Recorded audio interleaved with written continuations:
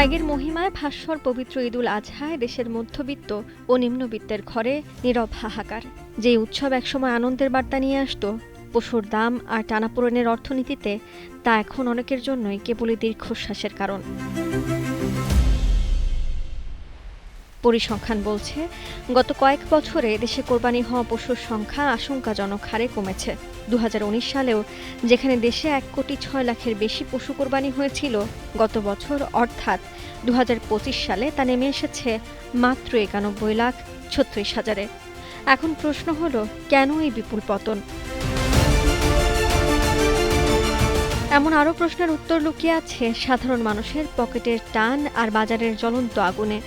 2014 সালে যেখানে গরুর মাংসের কেজি ছিল 275 টাকা, আজ ঢাকার বাজারে তা ছুঁয়েছে 850 টাকা। ভারত থেকে গরু আসা বন্ধ হওয়ার পর দেশীয় খামার গড়ে উঠলেও তা বাজারে লাগামহীন দামকে থামাতে পারেনি। আর এখন 1 কেজি খাসির মাংস কিনতে গুনতে হয় 1300 টাকা পর্যন্ত। এক্সপার্ট ইঞ্জিনিয়ারদের দক্ষ হাতে দেশের মানুষকে প্রতিদিন সুরক্ষিত রাখার প্রত্যয় নিয়ে এলো সেফ সার্কিট ব্রেকার। বিশ্লেষকরা বলছেন, 1 ভাগ কোরবানি দিতেই যেখানে এখন 20,000 টাকার উপর লেগে যাচ্ছে, সেখানে প্রান্তিক কৃষক বা নির্দিষ্ট আয়ের চাকরিজীবীদের পক্ষে কোরবানি দেয়া রীতিমতো অসম্ভব হয়ে দাঁড়িয়েছে। ফলে অনেকেই ছিটকে পড়েছেন কোরবানি করা থেকে, আর কেউ কেউ বাধ্য হয়ে একক পশুর বদলে ঝুঁকছেন ভাগে কোরবানি দেওয়ার দিকে। চলতি 2026 সালের সরকারি হিসেবে কোরবানির যোগ্য প্রাণীর সংখ্যা 1,23,00,000-এর বেশি। প্রাণী সম্পদ অধিদপ্তর দাবি করছে, চাহিদার তুলনায় এবারও 22 লাখের বেশি পশু উদ্বৃত্ত থাকবে। অর্থনীতির চিরন্তন নিয়ম বলে, সরবরাহ বেশি থাকলে দাম কমার কথা, অথচ বাস্তব চিত্র সম্পূর্ণ উল্টো। পশুর দাম সাধারণ মানুষের নাগালের বাইরে চলে যাওয়ায় খামারিদের কপালে এখন চিন্তার ভাঁজ। উৎপাদন খরচ তুলতে না পেরে লোকসানের সংখ্যায় দিন কাটছে তাদের।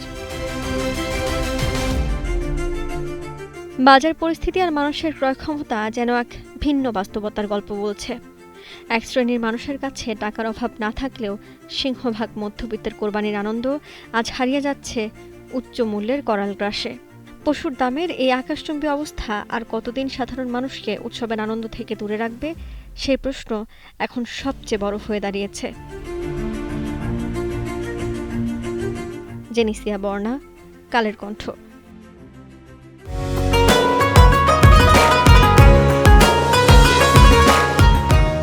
ত্যাগের মহিমায় উদ্ভাসিত হোক সবার জীবন। কালের কণ্ঠের পাঠক, দর্শক, বিজ্ঞাপনদাতা ও শুভানুধ্যায়ীদের জানাই পবিত্র ঈদুল আজহার শুভেচ্ছা। ঈদ মোবারক।